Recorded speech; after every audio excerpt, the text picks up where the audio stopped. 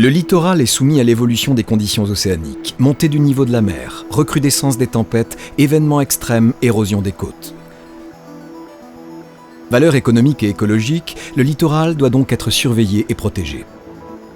Les satellites ont une place importante dans cette tâche d'intérêt général. Ici, près d'Arcachon, c'est le phénomène d'érosion qui est suivi de près, suite aux grandes tempêtes de janvier 2014. On utilise des données satellitaires sur la côte aquitaine depuis les années 2000 pour cartographier le trait de côte. On utilisait au départ des données spot et maintenant, depuis 2012, on utilise des données Pléiades. Et ces données qui ont une très haute résolution spatiale nous permettent d'avoir une image beaucoup plus précise. Ce trait de côte-là, en particulier, ce secteur-là, est en érosion chronique, c'est-à-dire qu'en ce moment, il se déplace progressivement vers la Terre.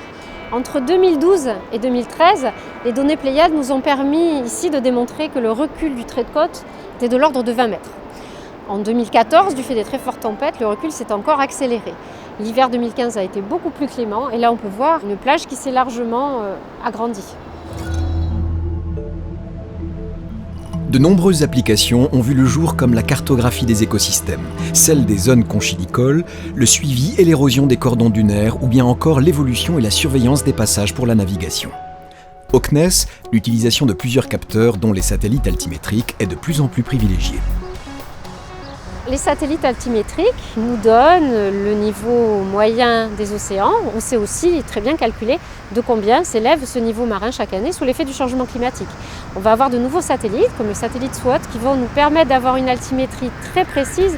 Là, on va avoir des images entières qui vont représenter le niveau au niveau des plages, les courants, les vagues, donc tout un tas de phénomènes océanographiques.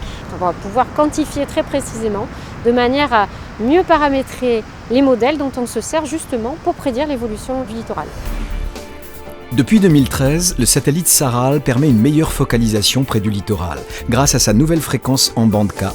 C'est une étape intermédiaire avant l'évolution majeure que constituera l'arrivée du satellite SWOT et de l'interférométrie radar.